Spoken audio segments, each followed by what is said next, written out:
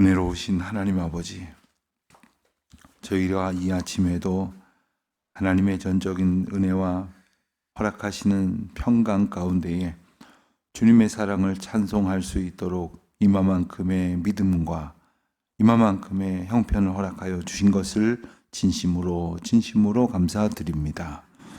저희가 온 몸이 다 건강한 것은 아닙니다마는 이마만큼의 건강을 허락받아 주의 전에 나와 찬송할 수 있도록 인도하여 주셨사오니 이 하루 주께서 허락하시는 은혜의 시간을 살아갈 수 있을 만큼의 평강을 주시고 또 주님께서 맡겨주신 일 감당할 수 있을 만큼의 건강도 얻게 하여 주시기를 기도드립니다.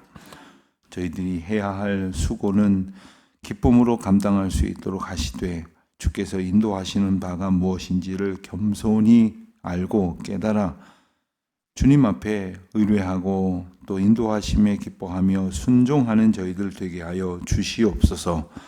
창조주 하나님, 세상을 지으시고 모든 만물을 만드시고 특별히 저희 각 사람을 뜻대로 지으시사 인도하시는 주님 찬송하옵고 영광 돌리오니 오늘도 오직 주의 주권 가운데에서 저희와 이 모든 세상을 주장하시고 인도하여 주시기를 기도드립니다.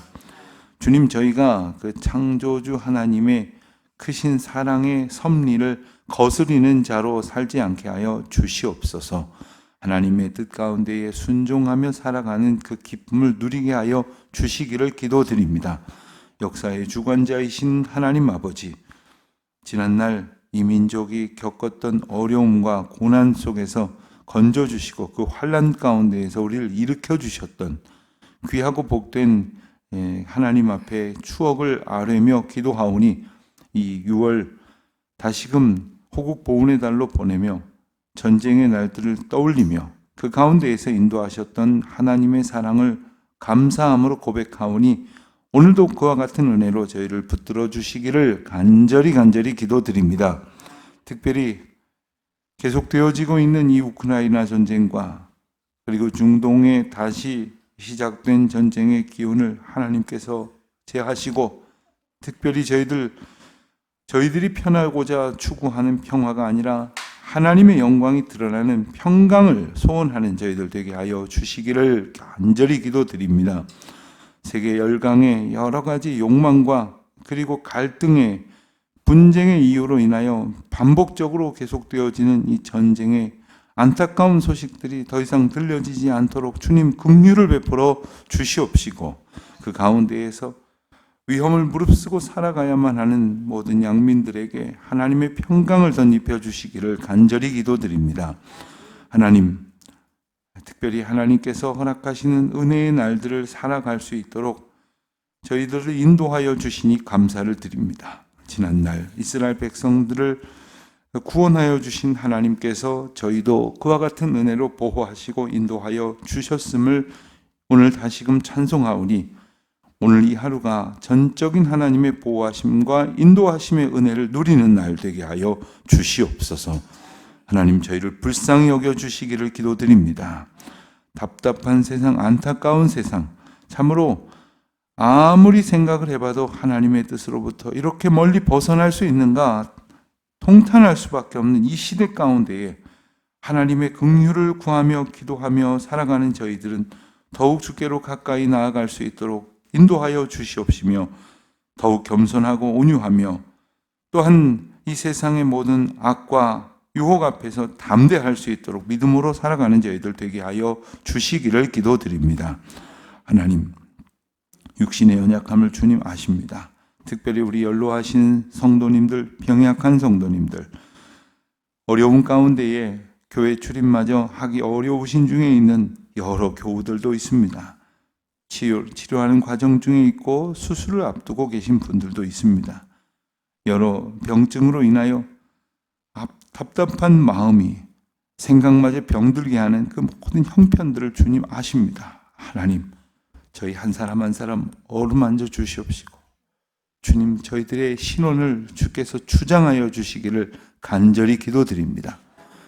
하나님, 비록 저희들이 이 세상에서 시간이 지날수록 낡아질 수밖에 없는 유한한 존재임을 아오나 하나님의 은혜 안에서 나음을 얻고 고침받고 회복되어지는 기쁨도 누리게 하여 주셔서 저희가 마지막 날 저희 호흡이 다하는 그날까지 저희의 생명을 주장하시고 뜻하시는 바에 따라 언제든지 회복의 은혜를 베풀어 주실 능력의 하나님을 찬송하며 살아갈 수 있도록 은총 더하여 주시기를 기도드립니다. 해외에 있는 우리 많은 교우들이 있습니다. 하나님 한 사람 한 사람 지켜주시옵소서. 저들의 자녀들을 하나님 긍휼 가운데 인도하여 주시기를 원합니다. 하나님 오늘도 복되고 귀한 나눔과 사랑의 섬김이 있게 하여 주시옵소서. 어떤 일을 하든 하나님의 사랑 안에 있게 하여 주시옵시고 무슨 일을 좀 더 잘 해보고자 하는 마음으로 하나님의 뜻을 거스리거나 성도들의 마음을 상하게 하는 어리석음을 범하지 않도록 주님 저희들에게 하나님의 평강과 지혜를 덧입혀 주시기를 기도드립니다. 예배당 공사 현장에서 오늘도 계속되어질 여러 가지 공정 과정을 하나님께서 각별히 주장하여 주시고 하나하나 세심하게 인도하여 주실 줄 믿습니다. 그저 저희들 곁에 서서 바라볼 뿐이지만 하나님께서 지어 주시는 이 거룩한 성전에 저희의 마음도 온전히 세워지기를 기쁜 마음으로 소원하는 주의 백성들 되게 하여 주시옵소서. 평강의 평강으로 한 사람 한 사람 지켜주셔서 어떠한 상황 속에서도 주님이 주시는 영적인 자유와 기쁨으로 충만한 날 되게 하옵소서. 감사하오며 이 모든 말씀 우리 주 예수 그리스도의 이름으로 기도드립니다. 아멘. 시편 77편 말씀 보겠습니다. 시편 77편 10절부터 20절까지 말씀을 보겠습니다. 함께 봉독합니다. 또 내가 말하기를 이는 나의 잘못이라 지존자의 오른손에 해 곧 여호와의 일들을 기억하며 주께서 옛적에 행하신 기이한 일을 기억하리이다. 또 주의 모든 일을 작은 소리로 읊조리며 주의 행사를 낮은 소리로 되뇌리이다. 하나님이여 주의 도는 극히 거룩하시오니 하나님과 같이 위대하신 신이 누구오니까. 주는 기이한 일을 행하신 하나님이시라.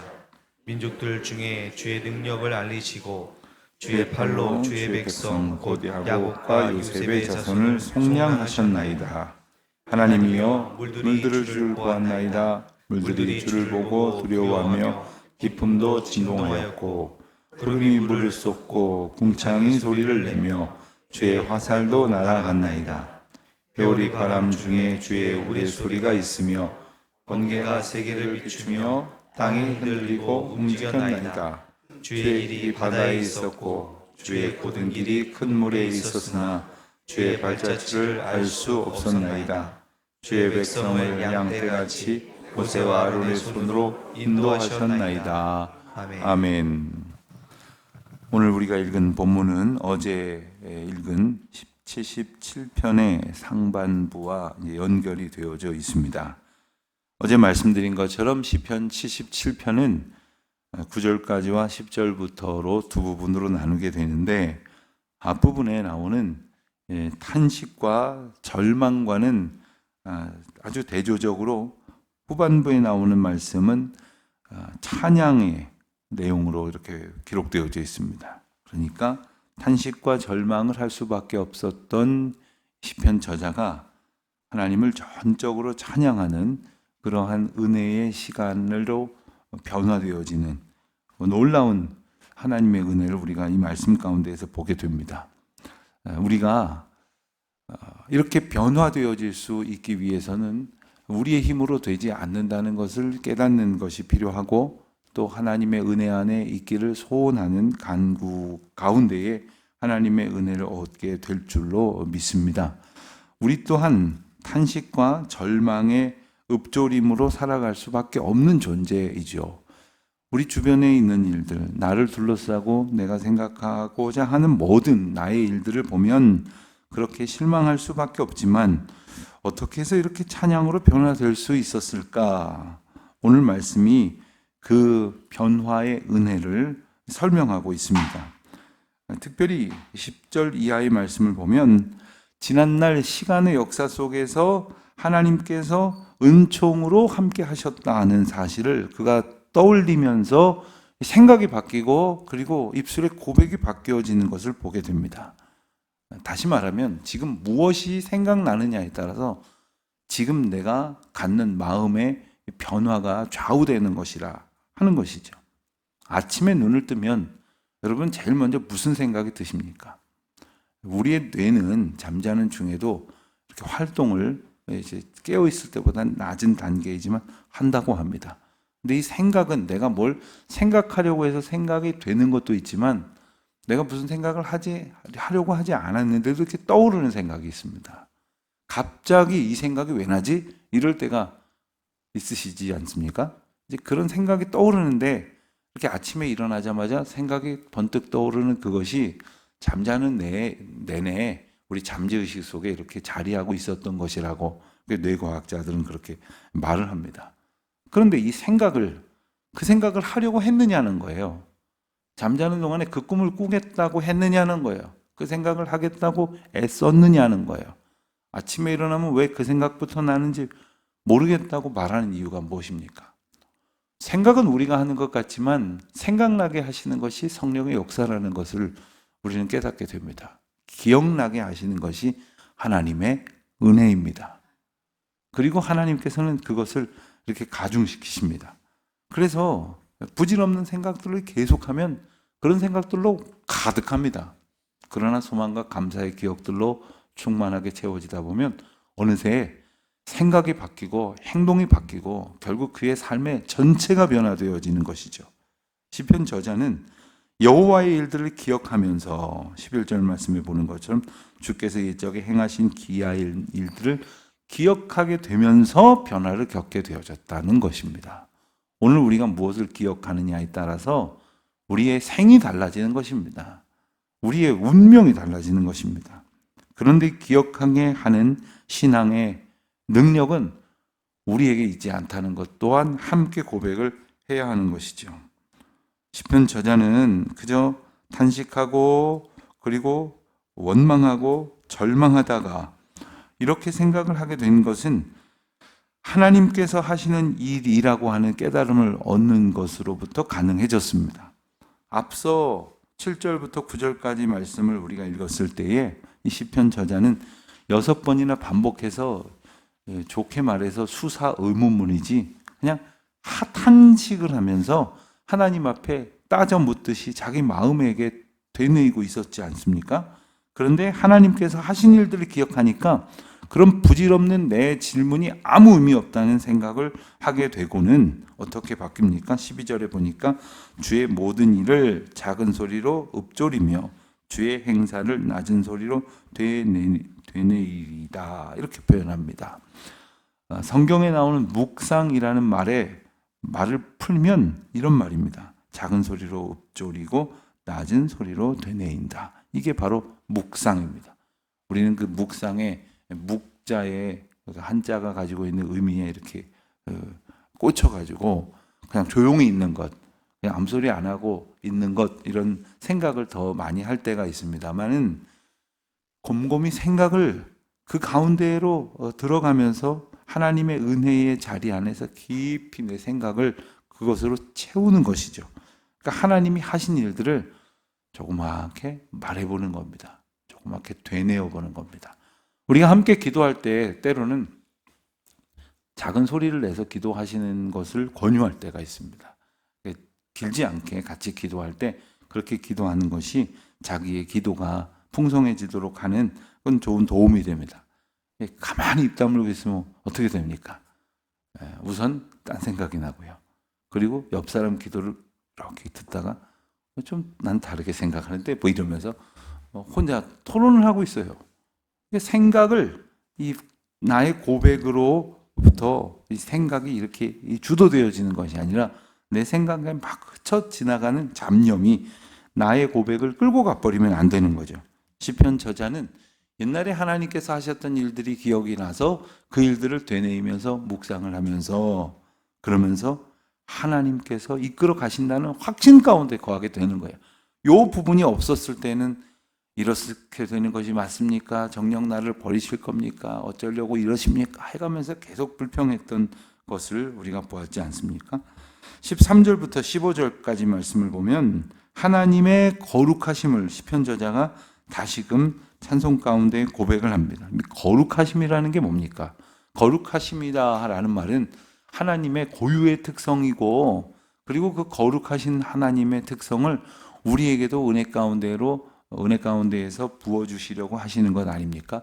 거룩하다는 말은 구별됐다는 말입니다. 그러니까 하나님은 달라도, 뭐가 달라도 다르신 분이라는 거예요.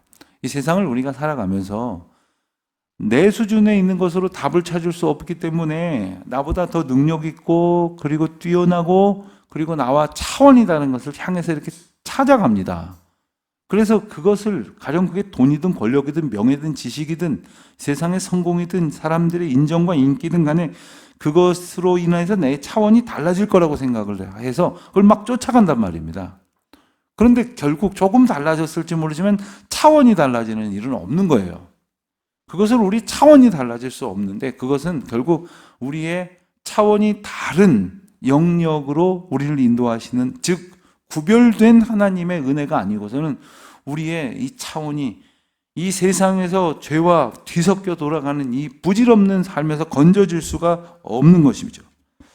그래서 시편 저자는 하나님의 거룩하심을 찬송하는 겁니다. 14절에 보니까 기이한 일을 행하신 하나님이십니다. 민족들 중에 큰 능력을 알리시고 나타내셨습니다. 주의 팔로 백성들을 구원하시고 속량, 곧 건져 주셨습니다. 이렇게 하나님의 거룩하신 능력을 찬송하고 있습니다. 15절 말씀에 보면 야곱과 요셉의 자손을 속량하셨다, 이런 표현이 나오는데, 사실 우리가 성경에서 보면은 이스라엘 백성들을 일컫는 표현은 아브라함과 또 다윗의 자손, 혹은 아브라함의 후손, 또 그 자녀들을 쭉 나열해 가면서 아브라함과 이삭과 야곱의 하나님, 이런 표현을 주로 쓰지, 야곱과 요셉의 자손이라는 표현은 성경에 유일하게 여기만 나옵니다. 왜 이 표현을 썼을까? 야곱은 이스라엘 백성들 전체를 상징적으로 일컫는 인물입니다.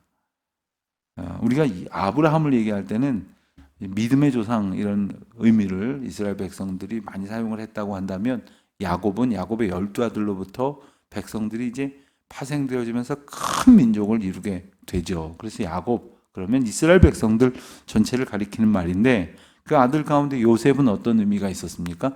하나님께서 훗날 이스라엘 백성들을 애굽으로부터 큰 민족을 이루게 하시고, 그리고 이끌어내시기 위해서 먼저 보내서 도구로 사용하신 인물이 바로 요셉이었습니다. 그러니까 하나님의 구원 역사를 이루시는 일에 요셉처럼 확실한 도구가 없었다는 거예요. 여러분, 어떤 일을 하나님께서 하시지만 어떤 사건이나 상황이나 사람을 통해서 하신다는 사실을 우리가 반드시 기억해야 합니다. 우리가 크고 대단한 일을 하겠다는 욕망을 가지면 안 되지만, 하나님께서 하시고자 하시는 그 일에 하나님의 도구가 되어 살아가야 되겠다는 소망을 가져야 합니다. 그게 비록 얼마나 길고 얼마나 짧고 얼마나 커 보이고 작아 보이고 얼마나 많은 사람에게 영향을 미쳤는지, 그보다 못한 사람에게 영향을 미쳤는지 간에 분명히 우리가 이 세상을 살아가는 동안에 하나님께서 맡기신 그 사명의 삶을 통해서 그 일들을 확고히 해내기를 소원해야 할 것이고, 그로 인해서 우리가 가져야 될 마음은 인도자 하나님, 구원자 하나님을 찬송하는 기쁨으로 날마다 충만해야겠죠. 16절로부터 18절까지 말씀을 보면 하나님의 임재를 두려워하는 그러한 그 어떤 혼돈의 세력들을 묘사하는 표현들이 나옵니다. 하나님의 임재를 두려워한다는 건 뭘까요? 하나님의 통치 아래에 있다는 것이죠. 그런데 모든 사람들도 마찬가지지만 모든 만물도 그 가운데에 어떤 그 의지가 발동된다면 자기 멋대로 하려는 속성이 있는 겁니다. 그래서 하나님께서 세상을 다스리라고 하신 거죠. 그리고 사람들로 하여금 하나님의 뜻 가운데로 세상을 주관하도록 위탁해 주신 것 아닙니까? 하나님께서는 물들도 바다도 그리고 궁창과 모든 하나님의 주권 가운데 벌어지는 사건들도 다 다스리신다고 하셨어요. 그래서 16절로 18절 말씀에 하나하나 표현들을 보면 물들이 나오고 또 기품이 나오는데, 앞서 있는 그 모든 물 가운데에서 아주 깊은 바다를 의미하는 것이기도 하죠. 부름은 떠 있는 물입니다. 궁창은 그 가운데 있는 하늘의 공간들을 말하는 것이죠. 주의 화살도 날아갔나이다. 세상에 벌어지는 모든 그러한 행동들을 추상적으로 말하는 의미입니다. 회오리 바람이 등장하며 번개가 등장을 합니다. 우레소리가 등장을 합니다. 그 빛이 세상을 흔들고 움직였다고 그렇게 주장을 하십니다. 그러니까 하나님께서 이 세상의 모든 사건들을 통치하시는데 그 자연의 모든 요소들이 하나님 앞에서 순종하였다. 세상 모든 만물을 주관하시는 하나님께서 이 기상을 주관하시는 분이심을 찬송하고 있는 거죠. 곧 이제 여름 휴가철이 다가오면 이제 여러분들도 시간을 내셔서 자연 가운데서 좀 시간을 보내실 일이 있으실 것입니다. 그렇다면 정말 푸르르고 무성한 숲과 나무와 풀과 그리고 꽃들과 지저귀는 새들의 울음소리, 이 모든 것들을 한번 직면해 보십시오. 한번 느껴 보십시오. 이것이 누가 이렇게 가꿀 수 있겠습니까? 누가 이렇듯 아름답게 인도하실 수 있겠습니까? 하나님께서 이 세상의 통치자이시면서 기상의 모든 여건들을 온전히 주장하시는 분이시라는 사실을 깨닫지 못하면 바라볼 수도 없는 거예요. 깨닫지 못하면 감탄할 수도 없는 거예요. 찬송할 수도 없는 것이죠. 19절 20절 말씀을 보면 그와 같은 주권을 가지신 하나님께서 이스라엘 백성들을 인도하셨다는 사실을 다시금 역사 가운데에서 이렇게 고백을 합니다. 주의 길이 바다에 있었고 주의 곧은 길이 큰 물에 있었으나 주의 발자취는 알 수 없었나이다. 여러분, 바다에 무슨 길이 있습니까? 물 위에 무슨 길을 낼 수가 있습니까? 상식적으로 말이 안 되는 것 아닙니까? 그런데 하나님께서는 바다에 길을 내시는 분이셨어요. 그래서 그 길을 통과해서 구원의 은혜를 누리게 하셨죠. 큰 물이었기 때문에 아무것도 할 수 없는 것 같은데 그 가운데 하나님께서는 곧은 길을 내셨습니다. 여러분, 세상을 살면서 우리가 곧은 길로 가려고 얼마나 했습니까? 굽은 길로 가면서 시간과 모든 힘을 다 허비하는 일을 벌이려고 얼마나 애렸습니까? 어느 길을 가기 위해서 제일 먼저 이렇게 지도를 보고 그 길을 찾아서 이렇게 가려는 이유가 뭡니까? 사방으로 헤매지 않고 곧장 그냥 바른 길로, 빠른 길로 이렇게 가려고 하죠. 하나님께서 우리 인생들을 하나님께로 인도하시기 위해서 그 어떤 상황 속에서도 길을 내시는 분이시라는 사실. 홍해에 가로막혀 있었던 이스라엘 백성들이 가졌던 절망을 한번 생각을 해 보십시오. 세상의 길은요, 우리가 한계를 가질 수밖에 없는 길들인데 그게 끊어질 것 같지만 끊어지는 일이 있고 그게 안 될 일이 없을 것 같지만 안 되는 일이 있는 거죠. 그 가운데서 우리는 뭘 깨닫습니까? 우리가 할 수 있는 일이 참 별것도 아니구나. 얼마 없구나. 할 수 없는 많은 일 앞에서 전능자 하나님을 바라보게 하시는 은혜를 우리가 누리지 못한다면 우리는 하나님께서 우리를 구원하신 은혜도 깨닫지 못하게 될 것입니다. 그런데 19절 하반절 말씀에 보면 그 주의 길이 바다에 있었고 곧은 길이 큰 물에 있으면서 그 놀라운 은혜를 베푸셨음에도 불구하고 주의 발자취는 아직도 알 수가 없다. 이런 고백을 합니다. 이것은 참 하나님 알 수가 없어. 이게 아니에요. 내가 그렇게 경험을 하면서도 하나님의 무궁하신 은혜는 다 알지 못한다. 아직도. 하나님께서 베푸실 놀라운 은혜를 우리가 날마다 꿈꿔야 합니다. 그건 우리 뜻대로 되는 걸 얘기하는 것이 아니에요. 생각지도 못했던 은혜를 주실 거예요.